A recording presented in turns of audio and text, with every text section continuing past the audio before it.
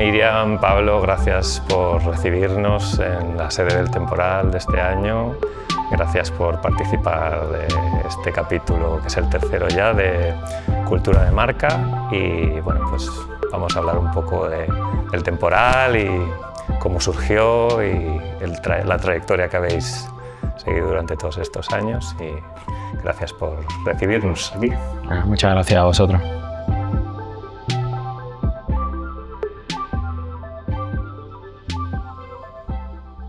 Bueno, lo primero que nos interesa es hablar de cómo surge la idea, ¿no? Sois fotógrafos y en ese sentido habéis trabajado mucho con las ideas, con la fotografía, y en algún momento, hace 5 años o así, tomáis la decisión de que os gustaría montar algo como esto. ¿Nos podéis contar un poco cómo conduce todo ese camino, vuestra trayectoria y todo eso a empezar una cosa tan abstracta, ¿no?, como es el Temporal? En realidad el comienzo del Temporal fue muy natural, como orgánico, o sea, salió de una manera muy espontánea porque nos juntamos 5 amigos, 5 artistas, y pensamos en que queríamos proponer una especie de encuentro festival, y en verdad lo que pensamos fue qué nos gustaría que sucediese en la ciudad, ¿no? Como partió de un lugar como muy personal, de una inquietud de lo que a nosotros nos apetecía que sucediese y lo que nos apetecía compartir. Entonces el primer Temporal que sucedió en 2021 tenía una duración mucho más corta, y tenía mucho de laboratorio, por eso la palabra de laboratorio de creación, que luego hemos seguido utilizando.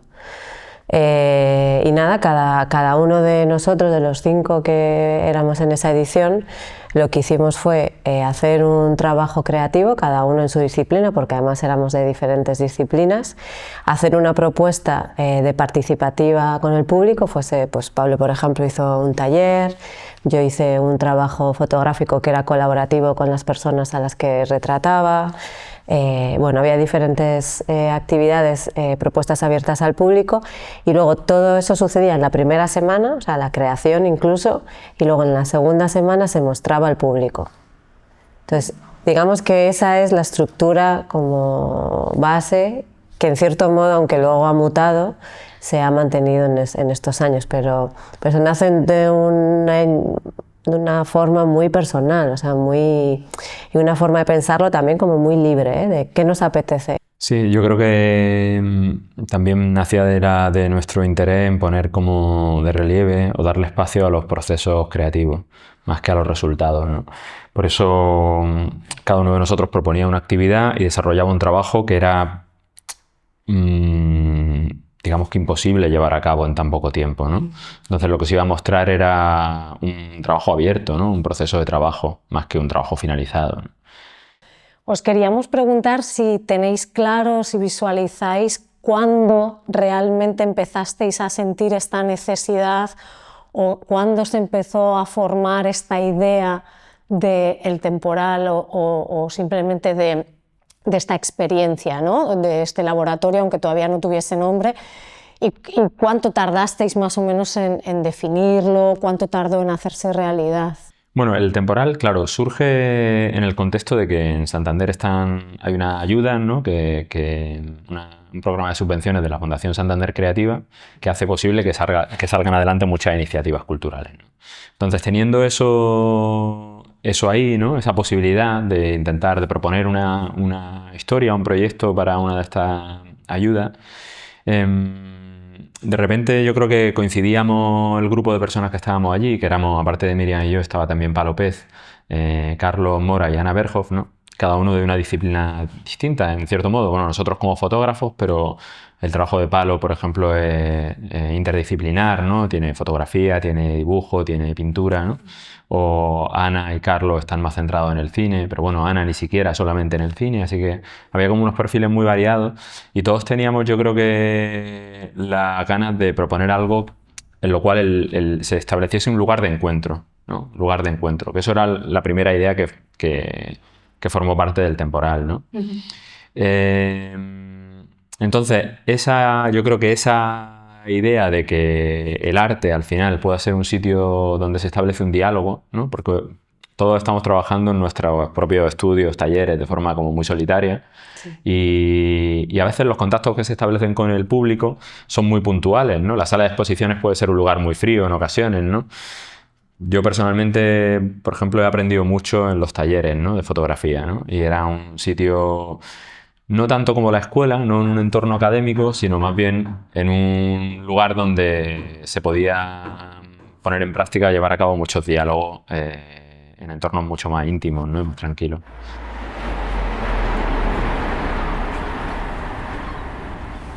Nosotros trabajamos mucho con gente que igual tiene una idea y me interesa mucho el paso de lo que uno lleva adentro a cómo se materializa en el mundo real.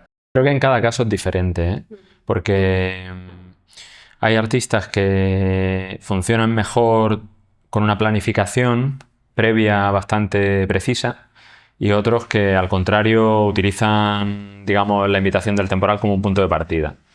O bien lo llevan a su terreno, ¿no? Y entonces trabajan desde los procesos que ya tienen en marcha, pero enfocándolo a lo mejor desde un prisma que tiene que ver con el tema que proponemos en el temporal, ¿no? Eso también es bastante habitual, ¿no?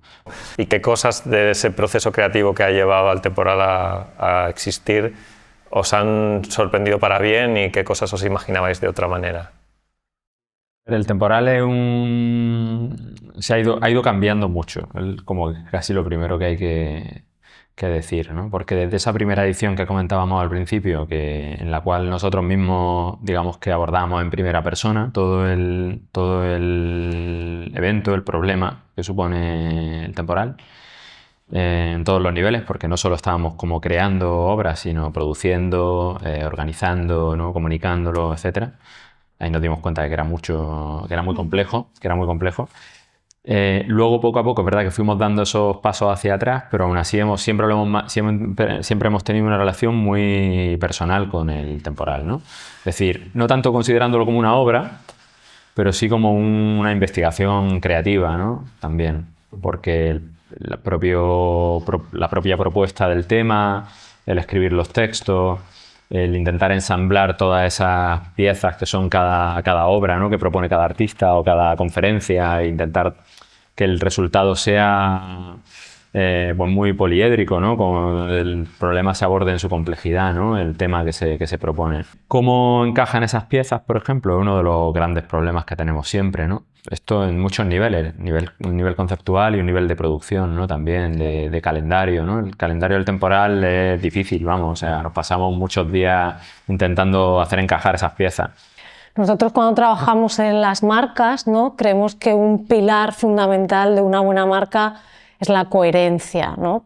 Entonces, precisamente con todas estas dificultades, ¿no? De coordinación que nos contabas que tenéis, ¿a qué os agarráis para mantener la coherencia?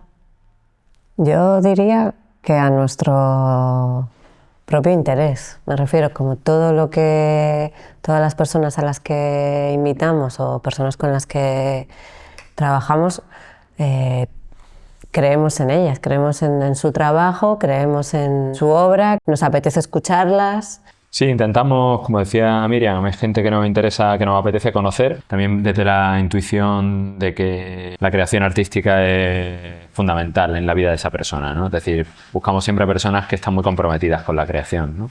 Y sabemos que ese compromiso al final solo se puede mantener desde un asunto de pasión, ¿no? Por lo que hacen, ¿no? Si no es muy difícil que pasen los años y sigan manteniendo el compromiso con la obra, ¿no? ¿A qué tenéis claro que el temporal dice no? Porque nosotros creemos también que a veces los proyectos se definen por lo que no son, ¿no? Por lo que excluyen. ¿Qué cosas tenéis claras que no son el temporal? Bueno, hay una cosa que creo que tenemos clarísima, que es que decimos que no a los tratos injustos o cuando... O sea, es importante también que la conexión personal con las personas que están involucradas en el temporal sea positiva, o sea, sea buena. El trato humano, ¿no? Pablo decía antes, ¿no? Como uno de los pilares del temporal es generar un lugar de encuentro, y un lugar de encuentro en el que podamos estar a gusto, compartir, hablar. Entonces para eso tienes que encontrarte con personas con las que estés bien, ¿no? Y que sean respetuosas con los demás, que vayan, ¿no? Que estén tranquilas, que sean generosas también compartiendo sus opiniones, sus visiones, ¿no? de la vida. Y luego, por ejemplo, pues no retransmitir en directo las charlas. Es una decisión que se tomó desde la primera vez que hicimos una conferencia, porque creemos en los encuentros físicos, ¿no? En presenciales, y que se genera una energía diferente que si tú lo ves en tu casa. Total. Y un respeto también, en cierto modo, por los ponentes, ¿no? Que muchas veces tampoco pues, les gusta a lo mejor que sean grabados y que luego esos contenidos estén, ¿no? Por ahí circulando. Bueno, no sé, una mezcla, pero sobre todo tiene que ver con la presencialidad, no sé si existe esa palabra. Sí, incluso aunque eso sea en detrimento de la supuesta repercusión, ¿no?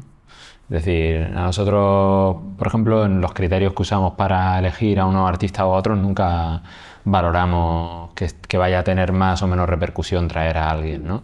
O sea, eso, por ejemplo, es algo que a mí me da igual, la verdad, ¿no? Porque hay muchos nombres que suenan, ¿no? Y que cada año, de hecho, de vez en cuando, ¿no? Pues escritores que acaban de publicar, por ejemplo, y que podrían resultar mucho más, pues, atrayentes para el gran público porque les suena el nombre, porque los ven lo escuchan en la radio, lo han visto en televisión o presentando el libro en no sé dónde.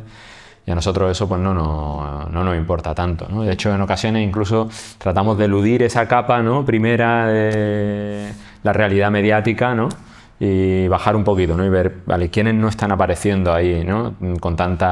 Quiénes no están justo bajo los focos en este momento o desde hace unos años y sin embargo están ahí creando un poco más en la sombra, ¿no? Porque eso es algo que nos parece interesante y que nos parece incluso coherente con la idea del compromiso, ¿no?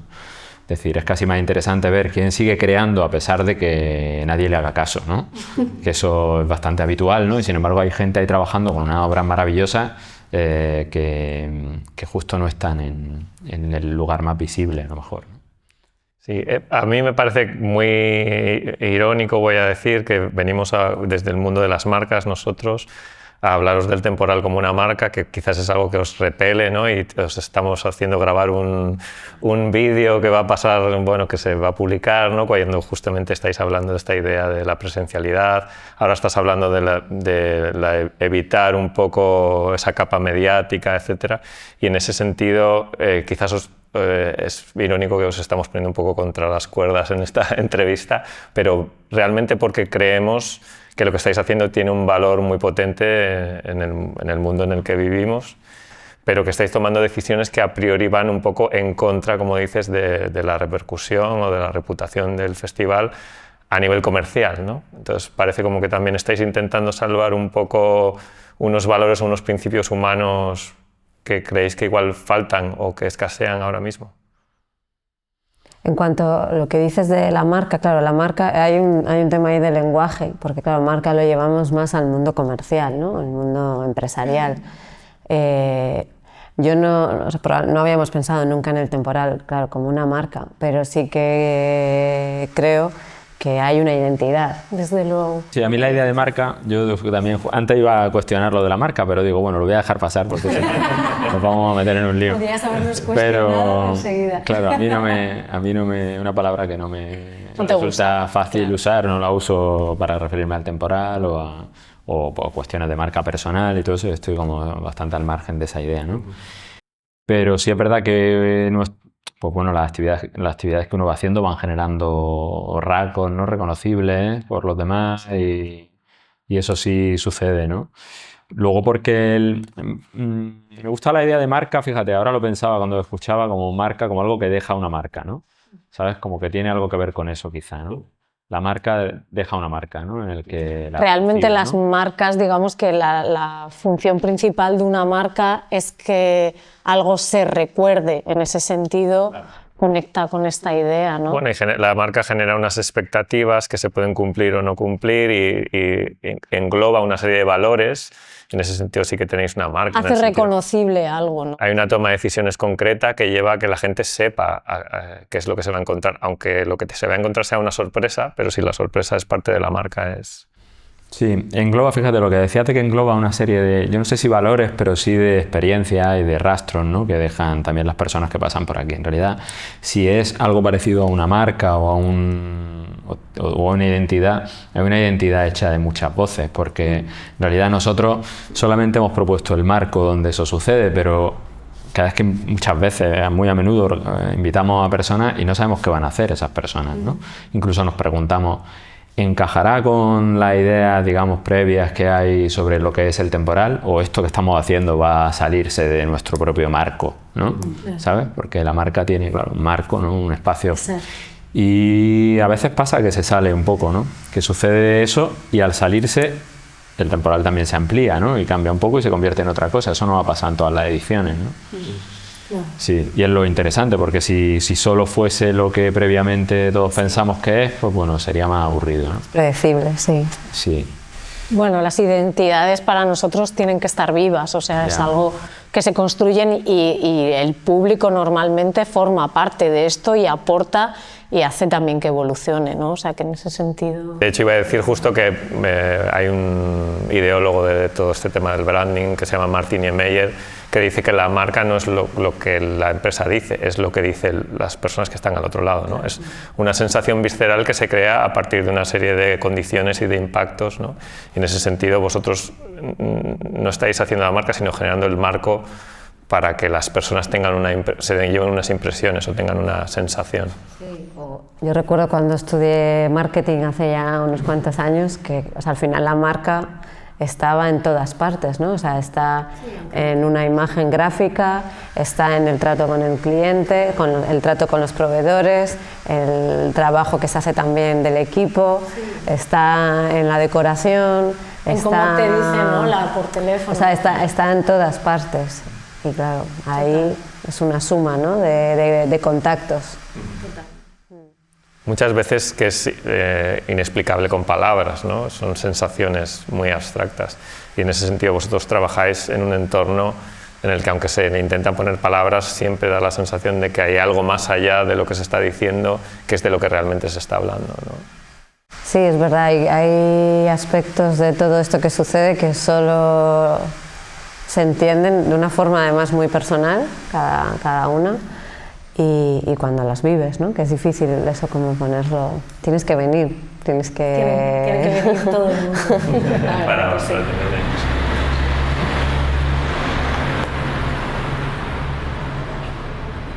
¿Y cómo es ese proceso de trabajar en un equipo en el que tiene que haber una coherencia, porque todo el mundo tiene que tener como claro cuáles son la mejor toma de decisiones en cada momento?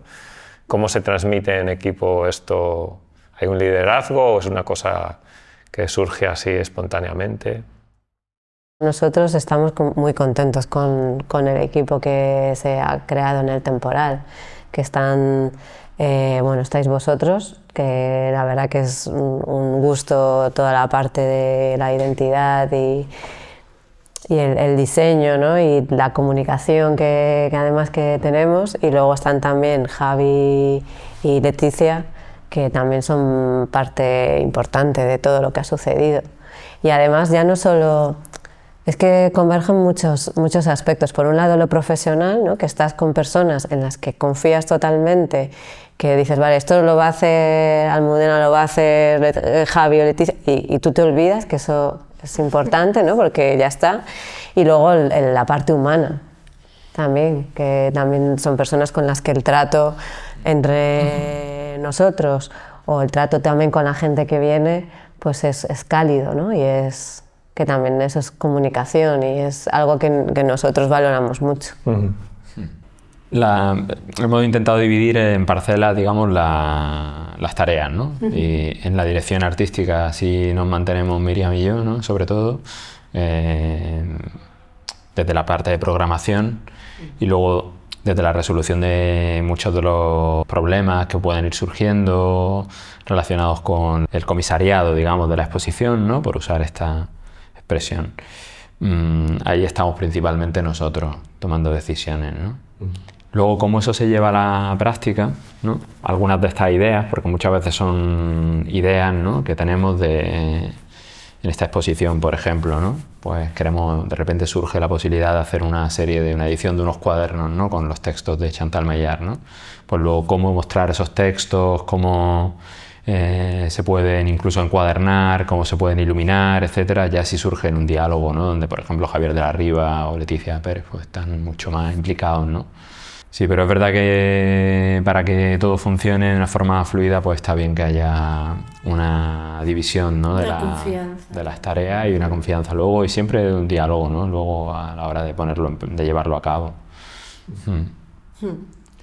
Este año la frase que mueve todo es "un animal se detiene", ¿no? Y vivimos en un mundo en el que cada vez todo va más rápido, lógicamente algo tendrá que ver, ¿no?, que hayáis tomado esta decisión, aunque haya sido intuitiva, pero también vemos, pienso mucho en un déficit de atención muy grande, en la gente que necesita un montón de estímulos, las redes sociales, 100.000 canales de televisión, etc. Y sin embargo, pues el festival plantea una contra total a esto, porque pide reflexión, pide parar, pide observar, pide sentir, ¿no? ¿Estáis intentando hacer un contraste muy grande con lo que veis en la realidad o directamente para vosotros este es el mundo real de la pausa, de la observación? Bueno, claro, el tema del temporal de este año, Un animal se detiene, una de las posibles lecturas tiene que ver con la lentitud, ¿no?, pero no es la única, ¿no? Porque es verdad que el detenerse tiene que ver con, puede llevarnos a una idea de prestar atención, de detenernos para observar, para conocer, para etcétera, salir de una dinámica de velocidad, pero la imagen de un animal se detiene también tiene que ver con otras cosas, ¿no?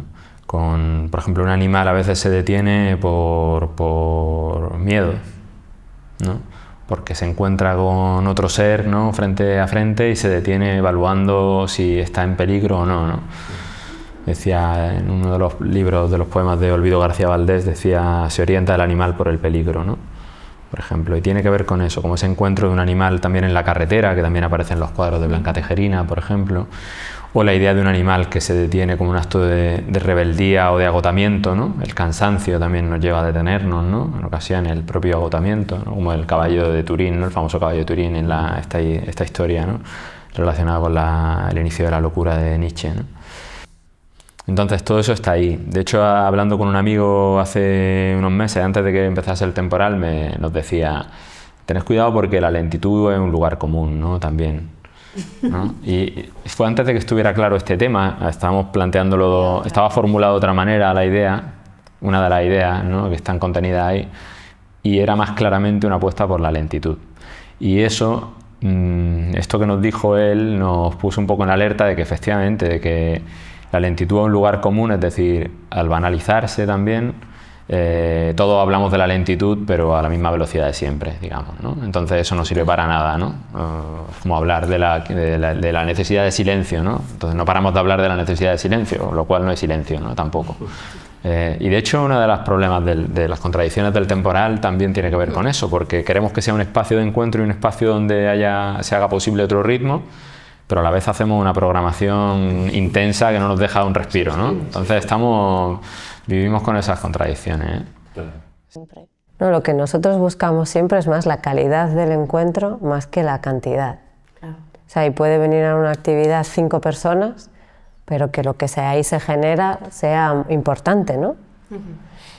Y luego puede haber un encuentro de 200 y que te pase, ¿no?, que ni te roce casi. Totalmente. ¿Tenéis un poco sensación de, después de 5 años, de una cierta tribu, de gente que repite, de que os vais conociendo? Sí, hay muchas personas que nosotros hemos conocido en el temporal y que incluso muchos se han convertido en amigos luego, ¿no? Porque al final organizar un evento así también, a ver, estamos hablando siempre de público reducido, ¿no?, como decíamos. Pero bueno, te das cuenta de que hay más personas interesadas en, por ejemplo, en la creación artística o en la filosofía o en la poesía o en la psiquiatría de lo que te imaginabas, ¿no? Es decir, bueno, hay muchas personas interesadas en la psiquiatría, pero a lo mejor nosotros hemos organizado algo que tiene que ver con la locura y vienen personas que no son solo del ámbito académico, sino que viene gente porque le interesa, porque le toca personalmente o porque está interesada en hablar sobre el deseo, ¿no? O sobre el miedo, ¿no? O en escuchar a un artista hablar sobre su proceso de trabajo sin dedicarse a la práctica artística, ¿no? Y te das cuenta de que hay mucha gente sensible que solamente vas a conocer cuando se generan lugares de encuentro, ¿no? Y eso sí ha pasado, ¿no? Yo acabo de llegar a Santander cuando organizamos el primer temporal. Esto se organizó en el 2021 y yo había llegado unos meses antes, ¿no? Entonces, cuando vienes de fuera y la ciudad es un conjunto de seres anónimos, todos iguales, que se pasean por al lado de la bahía, ¿no? No sabes quiénes de esos son los lectores de poesía con los que puedes compartir, ¿no? Una conversación importante, interesante, ¿no? O quiénes son los que se dedican a la fotografía y no sabes quiénes son, ¿no? Y están interesados y eso ocupa una parcela importante de su vida, ¿no? Entonces, para eso nos ha servido. Para conocer a esas personas, que esas personas también se conozcan entre sí, que esto es muy bonito, ¿no? Porque va sucediendo. Luego muchos de ellos se siguen relacionando fuera del temporal y eso es estupendo, ¿no? Por supuesto no es el único lugar. En Santander hay muchos sitios que actúan de punto de encuentro, ¿no? La Caverna de la Luz, por ejemplo, que es un sitio que colabora con el temporal desde el principio, ¿no? Que es un lugar de encuentro entre fotógrafos. O la librería Gil, ¿no? O la Fundación Gerardo Diego también, que últimamente que tiene además talleres de poesía, ¿no? De lectura y que también ha colaborado con nosotros. Y, claro, nosotros desde el temporal hemos intentado también generar redes entre esos lugares, entre esos espacios, ¿no? Y así ha ido llegando un público más heterogéneo al temporal, que a lo mejor personas que estaban interesadas en poesía terminan viniendo también a una charla de un fotógrafo, ¿no? O acaba haciendo un taller de poesía alguien que viene del ámbito del diseño o de la pintura, ¿no? Pues porque se han ido poco a poco acercando en este sitio a través de los encuentros que se han producido. Es muy bonito también, desde mi punto de vista, el no obsesionarse, ¿no?, con ese purismo de una disciplina concreta, sino la expresividad, que al final para mí es lo que más valor tiene en el arte, y cómo distintas disciplinas pueden llenar o expresar, ¿no?, un concepto. A mí eso es una de las cosas que más me gusta del temporal, la verdad. Y es muy enriquecedor porque cuando escuchas a otros creadores de otras disciplinas diferentes a la tuya, pero que hablan de sus procesos, de las dificultades, de los retos, de los estímulos, ¿no? Son nuevos estímulos también, y al final hay muchos más puntos de conexión de los que parece. Sí. Sí.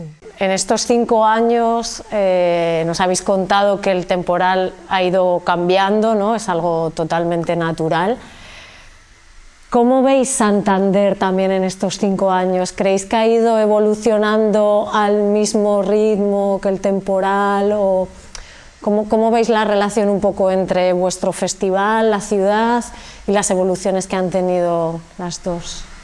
Hombre, yo creo que Santander está evolucionando mucho y se están dándose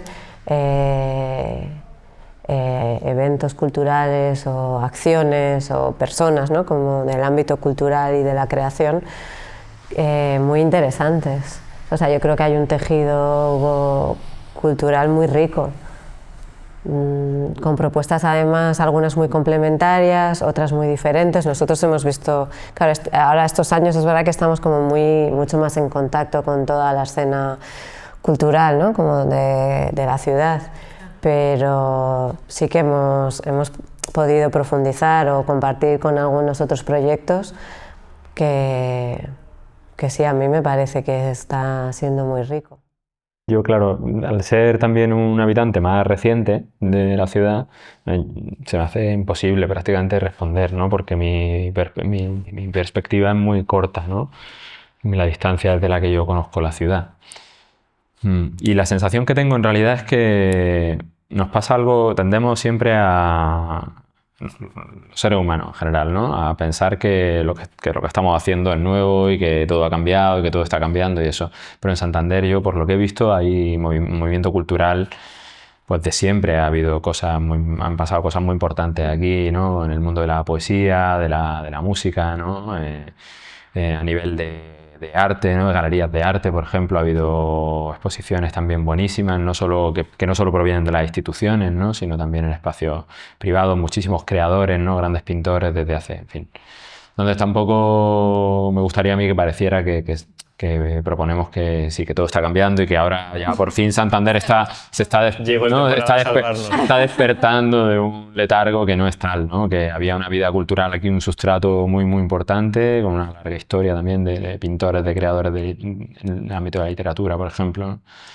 Sí, pero la sensación es que sigue vivo. O sea, yo sobre todo no es que haya habido una transformación de la ciudad, sino que hay proyectos que llevan muchos años y que siguen funcionando y que son referentes, pero también se van generando nuevos proyectos y hay gente joven creando que también está haciendo con propuestas muy, muy interesantes que también tienen un espacio.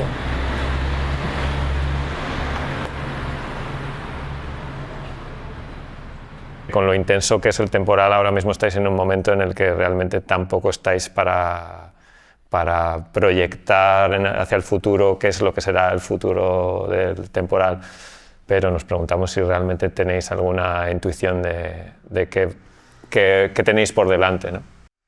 Yo te diría que ahora mismo necesito reposar todo lo vivido en esta edición, que es mucho. Y solo es a partir de ahí cuando voy a ser capaz de pensar hacia adelante, o sea, de mirar el futuro. Esto es así todos los años, me figuro, ¿no? Que llegáis un poco exhaustos a la meta y decís...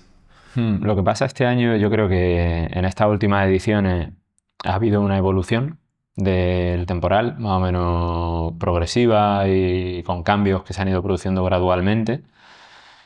Y esta quinta edición sí que sentimos que puede cerrar un ciclo, ¿no? Como que nosotros, de hecho, en un principio, de una forma muy azarosa, pero hablamos de 5 ediciones, ¿no? Dijimos, vamos a hacer 5 ediciones del temporal, ¿no? Y hemos cumplido, ¿no? O sea, 5 ediciones del temporal, ha ido poco a poco cambiando, ha ido creciendo en general, en actividades, en número de participantes, en espacios y demás. Y ahora sí es verdad que puede que sea un momento de entrar en una cierta pausa y volver a pensar qué puede ser el temporal a partir de ahora, ¿no? De modo que ya no sea una continuación de las dinámicas que se han ido estableciendo, sino volver a pensar, ¿hay algo que a lo mejor hayamos dejado, ¿no? De lado, que estaba ahí en el principio, que era muy importante y que se haya ido quedando, digamos, aparte por alguna razón y que sea necesario poner otra vez en el centro, ¿no? Yo creo que por ahí podría ir, ¿no? La sensación que yo tengo es que esto que hablábamos antes de una programación muy intensa, algo que también pues, vale la pena cuestionarse, por ejemplo. Yo me pregunto si tiene sentido traer a muchos participantes o si se podría tener menos participantes que desarrollasen actividades más a largo plazo, por ejemplo, y apostar de esa manera más por procesos más lentos, ¿no? Eso podría ser interesante, ¿no? Este año, por ejemplo, ha habido algún taller que, bueno, tú has participado en uno en concreto que maravilloso, cuando terminábamos decíamos... ¡Qué pena! Podría seguir, podría ser así una semana entera, podría ser una vez a la semana durante... Totalmente, ¿no? Sí. Claro, entonces todo esto nosotros vamos tomando nota de todo esto y pensando... cómo hacer que la experiencia en realidad sea más, bueno, pues sí, más lenta, más a largo plazo, más profunda, sí. También para los propios creadores, ¿no? Este año, por ejemplo, hay algunos trabajos que a mí, hay una exposición colectiva donde el espacio y los recursos de los que disponíamos eran menores porque se reparten entre muchos artistas, pero de repente pensamos, joder, qué pena no haber visto este trabajo como al completo, ¿no? En una sala de exposiciones, ¿no? Esto nos sucede, ¿no? Pues nada, muchísimas gracias, chicos. A vosotros.